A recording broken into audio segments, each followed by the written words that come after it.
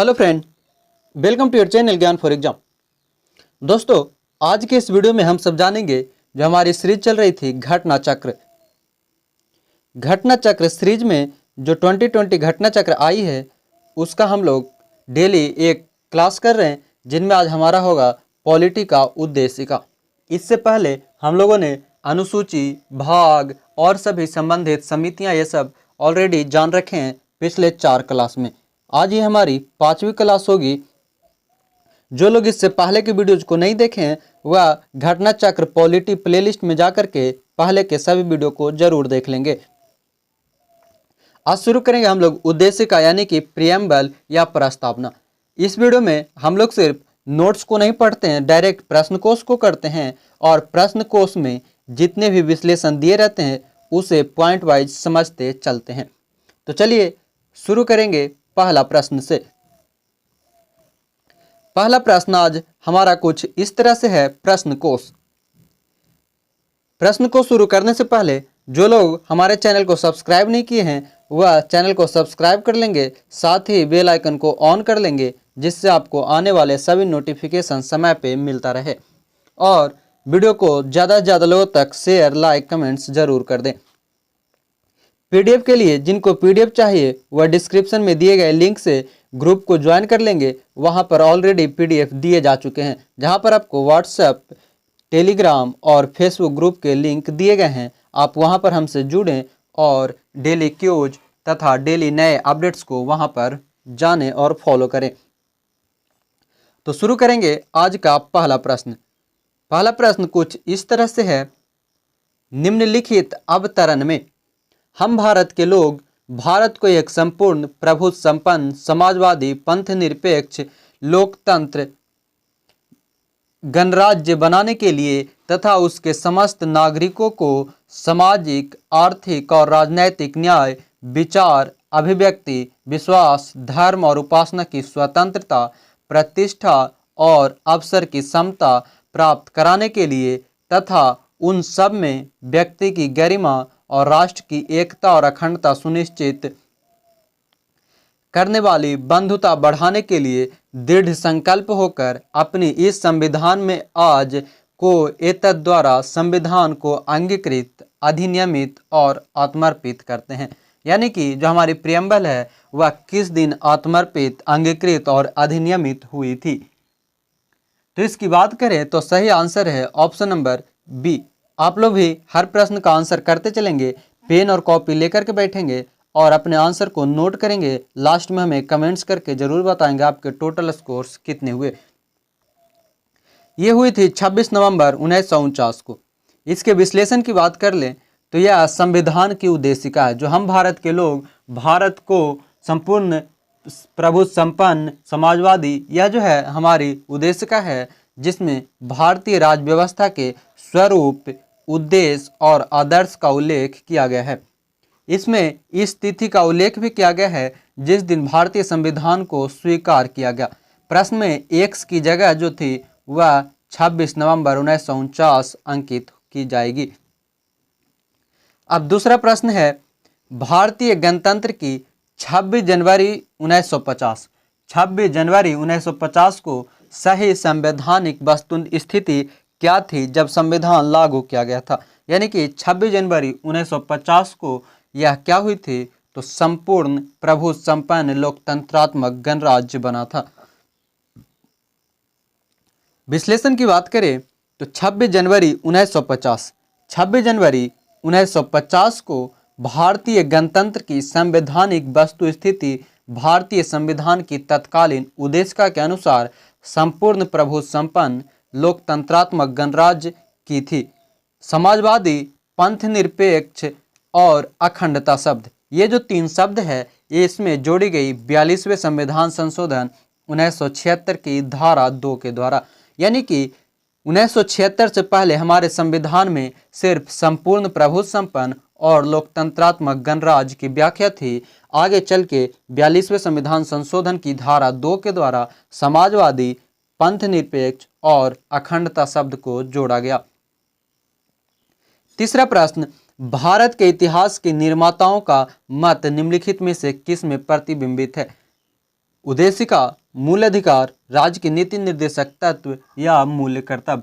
तो यह जो है वर्णित है, प्रतिबिंबित है उद्देशिका यानी प्रियम्बल में। विश्लेषण देख लें तो भारत के संविधान के निर्माताओं का मत उद्देशिका में प्रतिबिंबित होता है। यह संविधान निर्माताओं की मन स्थिति को समझने की एक कुंजी है। यह संविधान निर्माताओं के सिद्धांतों को प्रदर्शित करता है। संविधान की प्रस्तावना ने देश की नियति को आकार देने में प्रमुख भूमिका निभाई है। 13 दिसंबर 1946 को संविधान सभा के समक्ष जवाहरलाल नेहरू द्वारा प्रस्तुत उद्देश्य प्रस्ताव को 22 जनवरी 1947 को पारित किया गया। इसे ही परिवर्तित करके संविधान की प्रस्तावना के रूप में स्वीकार कर लिया गया। यानी कि प्रस्तावना की जो प्रस्ताव रखी गई थी वह जवाहरलाल नेहरू द्वारा 13 दिसंबर 1946 को रखी गई थी। 13 दिसंबर क्योंकि 9 दिसंबर को हमारी पहली अस्थायी जो सदस्य अध्यक्ष बने थे डॉक्टर सच्चिदानंद सिन्हा संविधान सभा की पहली बैठक में, उसके अगले दूसरे दिन यानी कि 11 दिसंबर को डॉक्टर राजेंद्र प्रसाद बनाए गए और 13 दिसंबर को जवाहरलाल नेहरू ने उद्देश्य प्रस्ताव को पेश किया था और इसे पारित की गई आगे चल के 22 जनवरी 1947 को, और यही हमारी प्रियम्बल प्रस्तावना बनी। चौथा प्रश्न, संविधान में हमारे राष्ट्र का उल्लेख किस या किन नामों से किया गया है? संविधान में जो हमारे राष्ट्र का नाम है यह मिलता है भारत तथा इंडिया। हमारी जो उद्देशिका है उसमें हम भारत के लोग लिखते हैं या be the people of India, यह 2 वर्ड हमें मिलती है उद्देशिका में। संविधान के हमारे राष्ट्र का उल्लेख 2 नाम भारत तथा इंडिया के रूप में किया गया है। अनुच्छेद 1(1) में उल्लेख करता है कि भारत अर्थात इंडिया राज्यों का संघ होगा। India that is Bharat shall be a union of states, यह मिलती है अनुच्छेद 1(1) में। पांचवा प्रश्न, भारत के संविधान की प्रस्तावना में कितने प्रकार का न्याय, स्वतंत्रता, समानता एवं भ्रातृत्व का उसी क्रम में उल्लेख किए गए हैं? तो यह 352 के अनुसार, यानी कि इसके आंसर की बात करें तो विश्लेषण में देखेंगे भारत की जो संविधान की प्रस्तावना में 3 प्रकार की न्याय दी गई है, 5 प्रकार की स्वतंत्रता दी गई है और 2 प्रकार की समानता दी गई है एवं 1 प्रकार के भ्रातृत्व का उल्लेख किया गया है। अगर बात कर ले 3 प्रकार की न्याय की तो सामाजिक, आर्थिक और राजनैतिक न्याय दिया गया है, और वही बात करें स्वतंत्रता की तो विचार, अभिव्यक्ति, विश्वास, धर्म और न्याय की स्वतंत्रता दी गई है। आगे अगर देख ले समानता की तो समानता जो है यह 2 प्रकार की प्रतिष्ठा और अवसर की समानता दी गई है और 1 प्रकार की भ्रातृत्व की समानता उल्लेख की गई है। अगला प्रश्न है छठा, भारतीय संविधान की प्रस्तावना के सिलसिले में निम्नलिखित में कौन सा क्रम सही है? कौन सा क्रम सही है? तो यहाँ पर जो आंसर है वह डाउटफुल है। इस कारण से इसे विश्लेषण में हम लोग जानते हैं क्या कहती है। प्रश्न में दिए गए शब्द भारतीय संविधान की प्रस्तावना में वर्णित किए गए हैं, ये भारतीय राज्य व्यवस्था के स्वरूप का वर्णन करते हैं। इनमें से समाजवादी और पंथ निरपेक्ष शब्द मूल संविधान में नहीं थे। इन्हें 42वें संशोधन द्वारा जोड़ा गया है। जोड़े जाने के पश्चात संविधान में इन शब्दों का निर्धारित क्रम है: सार्वभौम सत्ता संपन्न, समाजवादी, पंथ निरपेक्ष, लोकतंत्रात्मक, गणतंत्र। ध्यान देने वाली बात यह है कि संविधान में उल्लेखित शब्द संपूर्ण प्रभु संपन्न, समाजवादी, पंथ निरपेक्ष और लोकतंत्रात्मक गणराज्य जनवादी शब्द भारतीय संविधान की उद्देशिका में उल्लेखित नहीं है। यह शब्द चीन के संविधान में उल्लेखित है, यानी कि जो जनवादी शब्द है यह भारत के संविधान में नहीं है, चीन के संविधान में उल्लेखित है। इसलिए यह जो क्वेश्चन है और यहाँ पर जो दी गई है वह डाउटफुल है, क्योंकि जनवादी सभी जगह पे दी गई है और जनवादी हमारे संविधान में नहीं है। हमारे संविधान में जो दी गई है, सार्वभौम, सत्ता संपन्न, समाजवादी, पंथ निरपेक्ष, लोकतंत्रात्मक गणराज्य का वर्णन की गई है। 7वां प्रश्न, भारतीय संविधान की प्रस्तावना में भारत को किस रूप में घोषित किया गया है? संविधान की प्रस्तावना में भारत को एक सार्वभौम, समाजवादी, धर्मनिरपेक्ष और प्रजातांत्रिक गणतंत्र के रूप में विश्लेषण की गई है। विश्लेषण देखें तो भारतीय संविधान की प्रस्तावना में भारत को एक सार्वभौम, समाजवादी, पंथनिरपेक्ष, लोकतंत्रात्मक गणतंत्र के रूप में घोषित किया गया है। उल्लेखनीय है कि भारतीय संविधान में पंथनिरपेक्ष और लोकतंत्रात्मक शब्द का उल्लेख किया गया है, न कि धर्मनिरपेक्ष और प्रजातांत्रिका की। आगे 8वां प्रश्न है, निम्न शब्दों पर विचार करें। समाजवादी, प्रजातांत्रिक, सार्वभौमिक और धर्मनिरपेक्षता। सही शब्दों का विचार क्रम में लगाना है। सही शब्द का विचार जो है वह है CADB, यानी कि सबसे पहले सार्वभौमिक, समाजवादी, धर्मनिरपेक्ष और प्रजातांत्रिक। 9वां प्रश्न, निम्नलिखित शब्दों में से कौन से 42वें संवैधानिक संशोधन द्वारा प्रस्तावना में जोड़ा गया? 42वें संशोधन द्वारा जो प्रस्तावना में जोड़ी गई थी वह है समाजवाद और पंथ निरपेक्ष, यानी सही आंसर हो जाएगा ऑप्शन नंबर बी।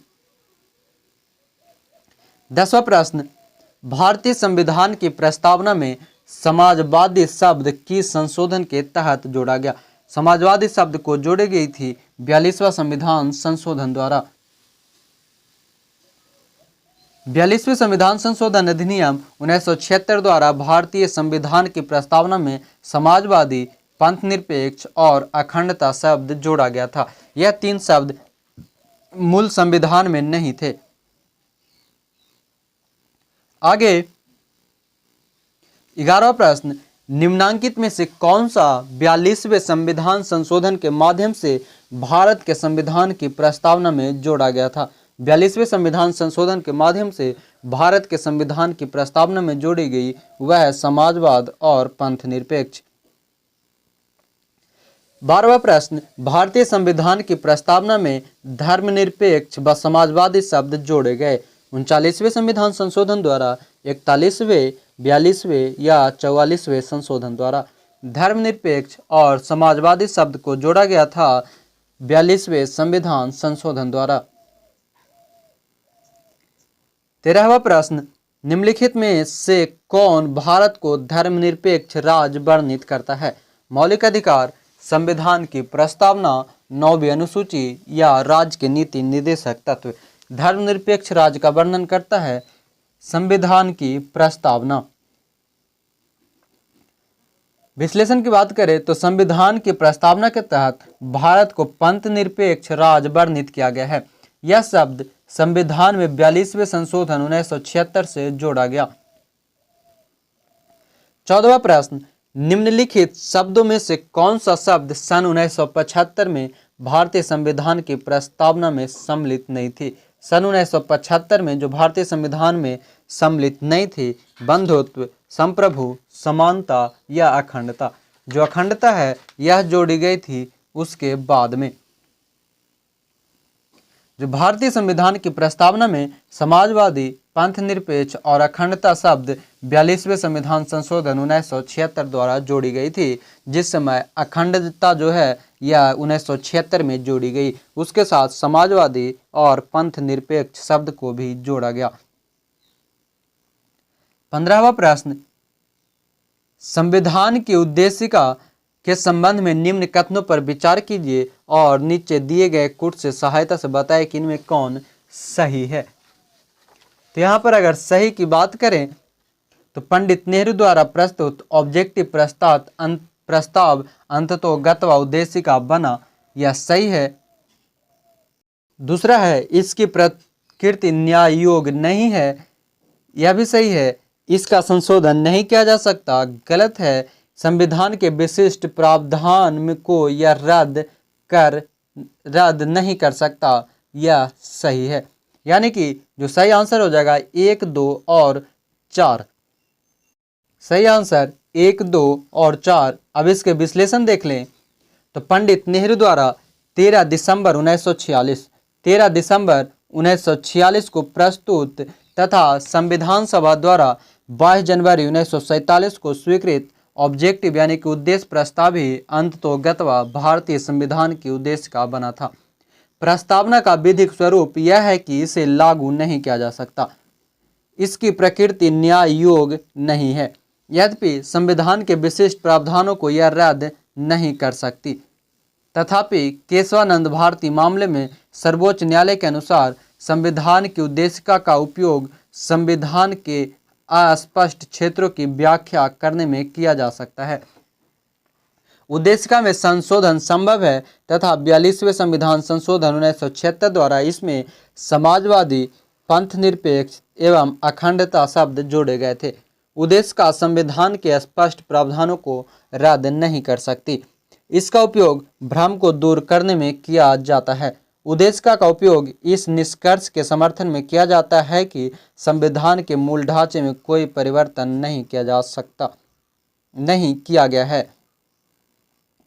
16 प्रश्न, संविधान की प्रस्तावना का विधिक स्वरूप क्या है? संविधान की प्रस्तावना का जो विधिक स्वरूप है वह है यह लागू नहीं किया जा सकता। 17वां प्रश्न, भारतीय संविधान की उद्देशिका में संशोधन किया गया था कब? तो यह की गई थी 1976 का 42वें संशोधन द्वारा। 18वां प्रश्न, समाजवादी शब्द उद्देशिका में जोड़ा गया कब? समाजवादी शब्द को जोड़ी गई थी 42वें संविधान संशोधन द्वारा। समाजवादी, अखंडता ये सभी शब्द जोड़ी गई थी 42वें संविधान संशोधन 1976 में। 19वां प्रश्न है, भारतीय संविधान की प्रस्तावना में समाजवादी शब्द किस संशोधन द्वारा लाया गया है? समाजवादी शब्द यह लाई गई है 42वां संविधान संशोधन 1976 के तहत। 20वां प्रश्न, 26 नवंबर 1949 को अंगीकृत भारतीय संविधान की प्रस्तावना में शब्द सम्मिलित नहीं थे। जो शब्द सम्मिलित नहीं थे उनमें वह है 1, 2 और 3 जो कि नहीं थे। सही उत्तर हो जाएगा ऑप्शन नंबर ए, समाजवादी, पंथनिरपेक्ष और अखंडता शब्द जो है यह 42वें संविधान संशोधन 1976 द्वारा जोड़ी गई थी। 21वां प्रश्न, समाजवादी तथा धर्मनिरपेक्ष शब्द का संविधान की प्रस्तावना में सम्मिलित किए गए थे। समाजवादी और धर्मनिरपेक्ष 42वें संशोधन द्वारा। 22वां प्रश्न, भारतीय संविधान की प्रस्तावना में पंथ निरपेक्ष शब्द जोड़ा गया कब? पंथ निरपेक्ष शब्द जोड़ा गया 42वें संशोधन द्वारा। 23वां प्रश्न, भारत के संविधान के आमुख का लक्ष्य उसके सभी नागरिकों के लिए सुनिश्चित करना है। सामाजिक तथा आर्थिक न्याय, विचार तथा अभिव्यक्ति की स्वतंत्रता, अवसर की समानता, व्यक्ति की प्रतिष्ठा। अधोलिखित कूटों में सही उत्तर चुनिए। तो वहां पर सभी आंसर जो है सही है। सही ऑप्शन सभी। भारत के संविधान के आमुख का लक्ष्य उसके सभी नागरिकों को सामाजिक, आर्थिक और राजनैतिक न्याय, विचार, अभिव्यक्ति, विश्वास, धर्म और उपासना की स्वतंत्रता, प्रतिष्ठा और अवसर की समानता तथा व्यक्ति की गरिमा सुनिश्चित करना है। आगे 24वां प्रश्न, नीचे 2 कथन दिए गए हैं जिनमें से एक को कथन ए तथा दूसरे को कारण आर कहा गया है।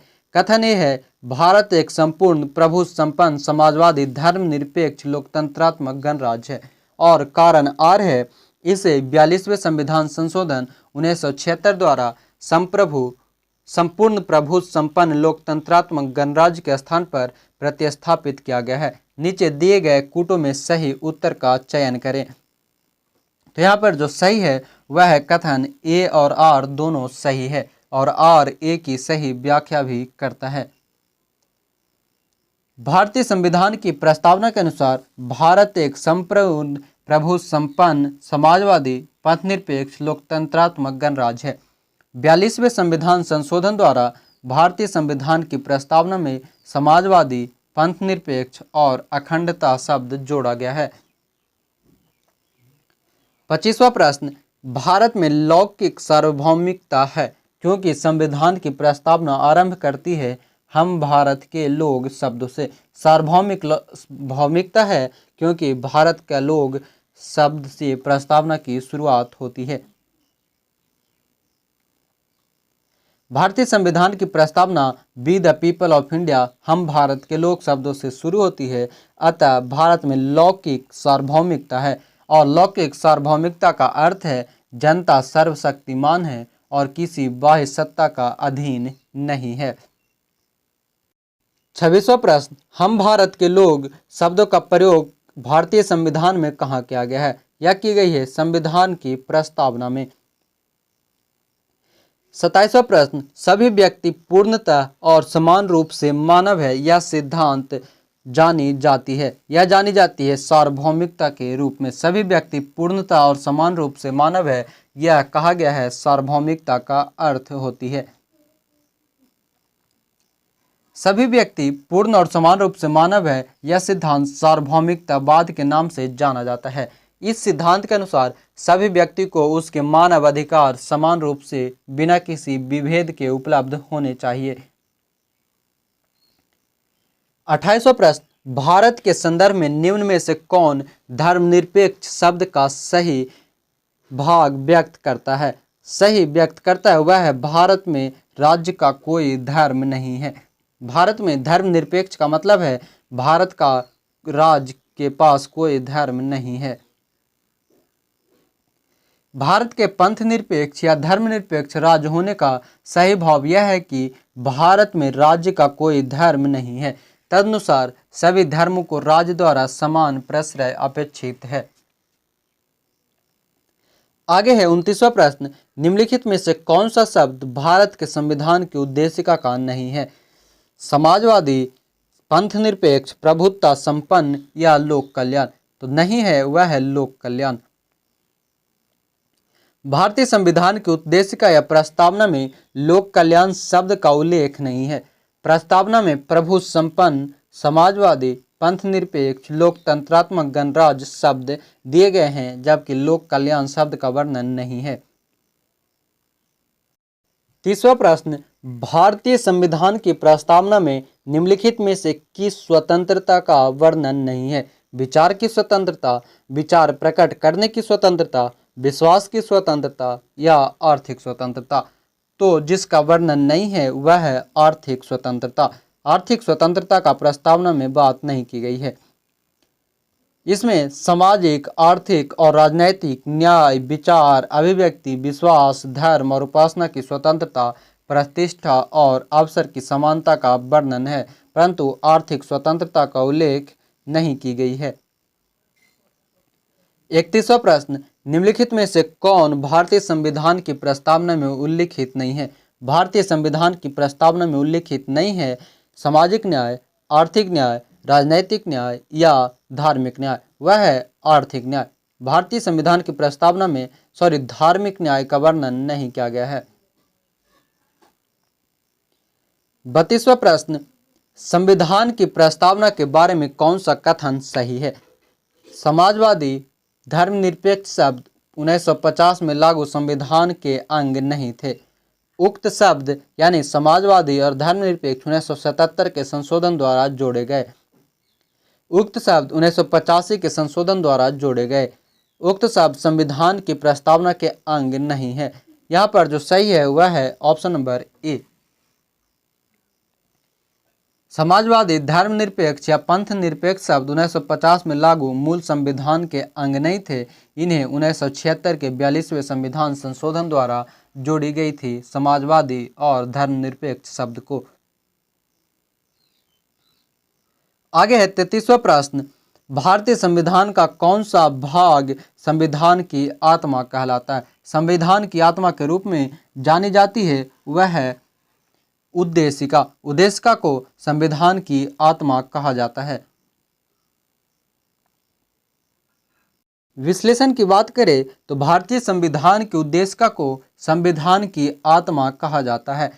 के.एम. मुंशी ने इसे राजनीतिक जन्मपत्र यानी कि पॉलिटिकल हॉरोस्कोप कहा है। सुभाष कश्यप ने कहा है कि संविधान शरीर है तो प्रस्तावना उसकी आत्मा।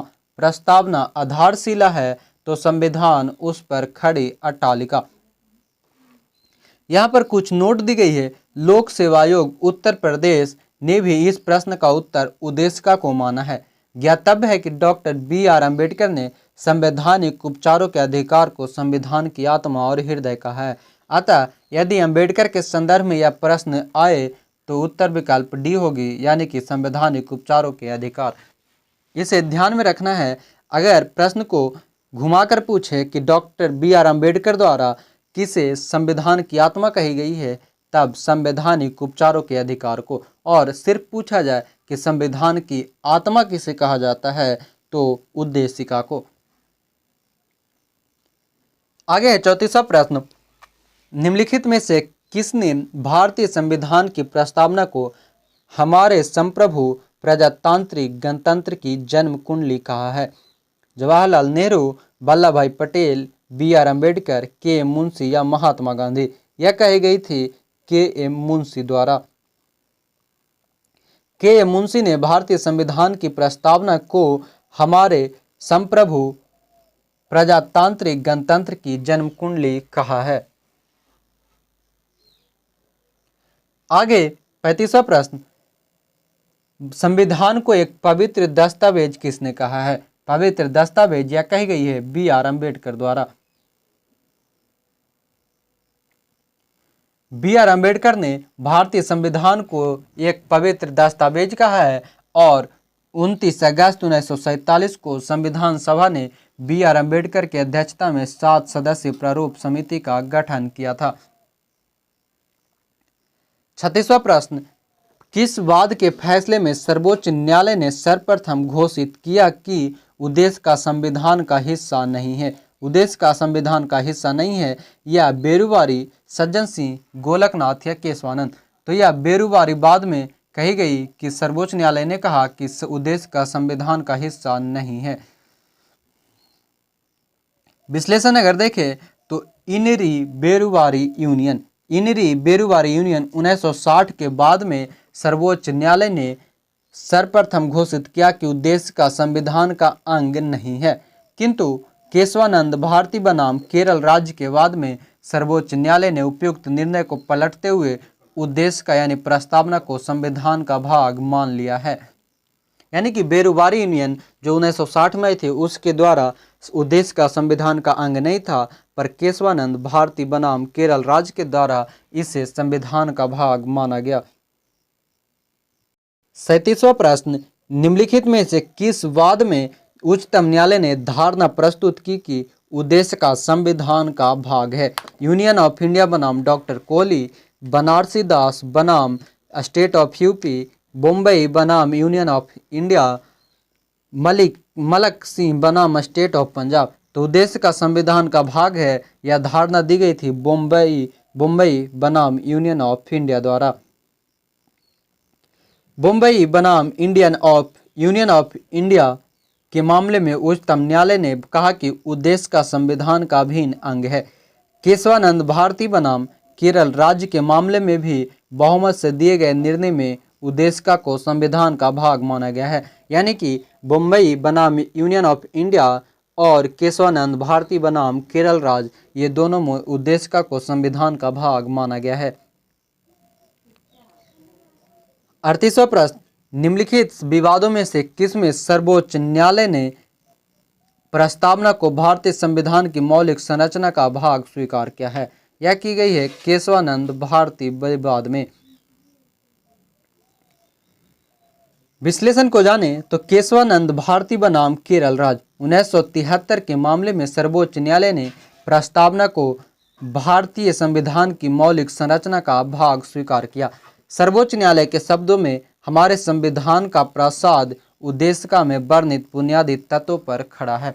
यदि इनमें से किसी भी तत्व को हटा दिया जाए तो सारा ढांचा ही ढह जाएगा, अर्थात संविधान वह ही नहीं रह जाएगा, अर्थात अपना व्यक्तित्व व पहचान खो देगा। यह कही गई है उद्देश्य का भारतीय केशवानंद भारती बनाम केरल राज्य 1973 में।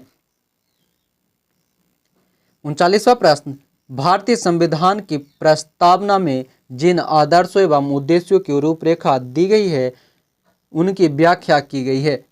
उनकी व्याख्या यह सभी की गई है मूल अधिकार, राज्य के नीति निर्देशक तत्व तथा मौलिक कर्तव्य के अध्याय में।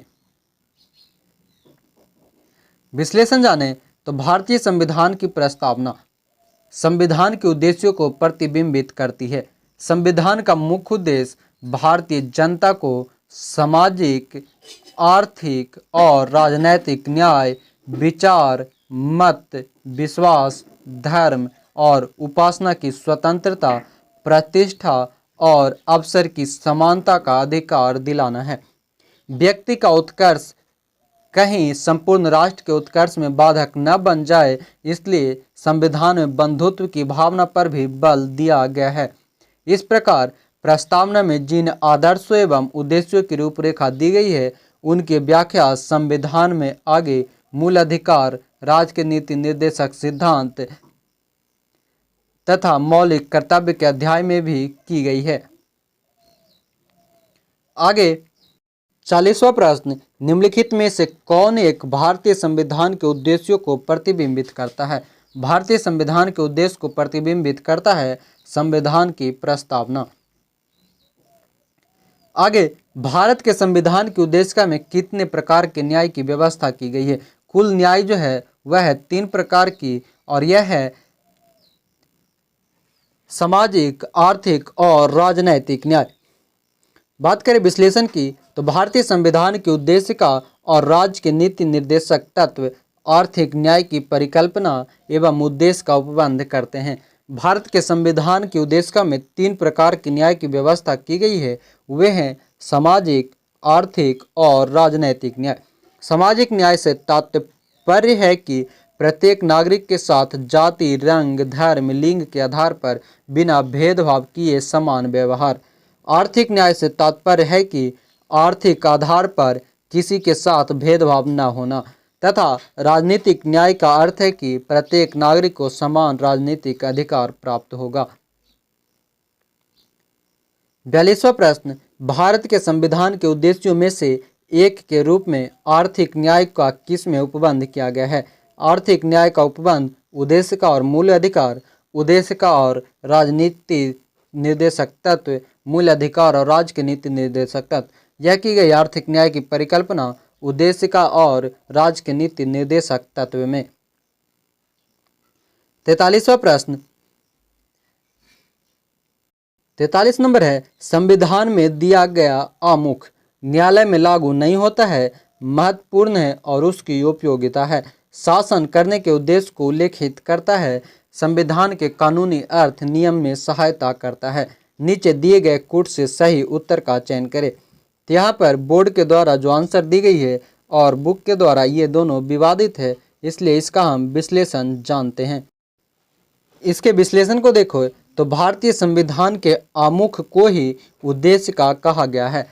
प्रश्न में उद्देश्य का संबंधी सभी चारों कथन सत्य है, परंतु किसी भी विकल्प में सभी कथन सम्मिलित नहीं है। यह भी ध्यातव्य है कि कोई भी विकल्प अनन्य नहीं है, अर्थात किसी भी विकल्प में केवल विशेष स्रोत पर नहीं लगा है, इसलिए हम उस विकल्प का चयन कर सकते हैं जिसमें अधिकतम कथन शामिल किए गए हों। इस दृष्टि से विकल्प सी तथा डी समान रूप से चयन किए जाने योग्य हैं। आगे 44वां प्रश्न, निम्न में से कौन सही है?